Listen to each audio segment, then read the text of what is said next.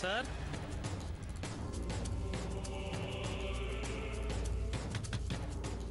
Sir,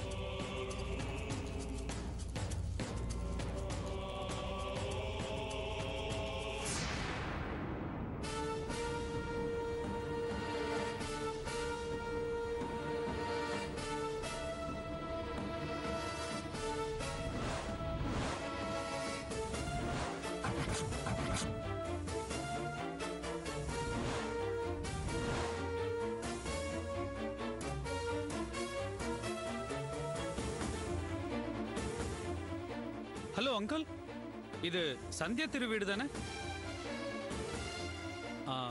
excuse me uncle, இது சந்தியா திரு வீடு தானே?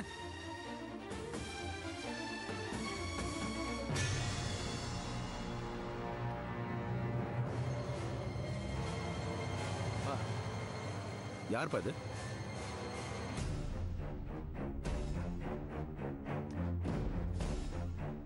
சார், நீங்க யாரு? யாரை பார்க்கணும்?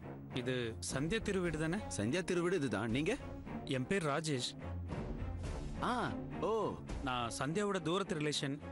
சொல்லப்போனா ஒரு வகையில நான் அவளுக்கு மாமா பையன் முறை வேணும். என்னை பத்தி சந்தியா உங்ககிட்ட சொல்லியிருப்பான்னு நினைக்கிறேன்.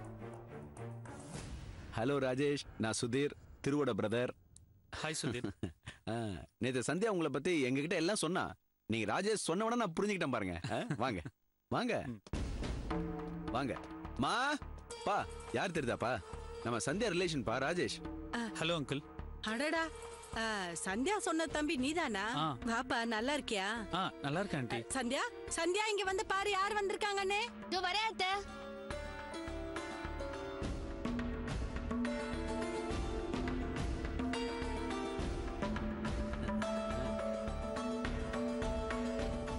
நம்ம பிளான் படி இவன் வீட்டுக்கு வரப்போ சொல்லிட்டு வரணும் தானே பேசியிருந்தோம்.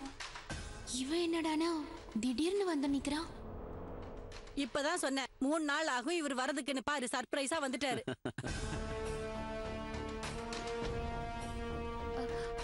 என்ன ராஜேஷ், எப்படி இருக்க? நான் நல்லா தான் இருக்கேன். நீ எப்படி இருக்க சந்தியா? எனக்கு என்ன, நான் நல்லதா இருக்கேன். மாமா, இவர்தான் நான் சொன்ன ராஜேஷ். தெரியுமா, வந்த உடனே புரிஞ்சுக்கிட்டேன். அங்கிள் ஏதோ டென்ஷன்ல இருக்கிற மாதிரி தெரியுது. சேச்சே, நான் ஒன்றும் டென்ஷன்லாம் ஆகல. எப்பவும் போல நார்மலா தான் இருக்கு. உங்களுக்கு தான் அப்படி தெரியுது போல இருக்கு. சரி ராஜேஷ், இப்படி நின்று பேசிக்கிட்டே இருந்தா பேசிக்கிட்டே இருக்கலாம்.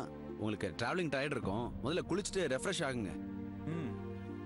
சந்தியா 1 வாரம் தான் இங்க இருப்பீங்கன்னு சொன்னாங்க. 1 வாரம் 2 வாரம்லாம் கணக்கே பார்க்க கூடாது. எத்தனை நாள் வேணாலும் நீங்க இங்க இருக்கலாம். சரியா? நிச்சயம் தங்கிட்டா போச்சு. சரி சரி, தம்பி வந்துருச்சு, நம்ம சீக்கிரம் சமையல் ரெடி பண்ணலாம். இந்தாங்க, இந்த காஃபி குடிங்க. வா.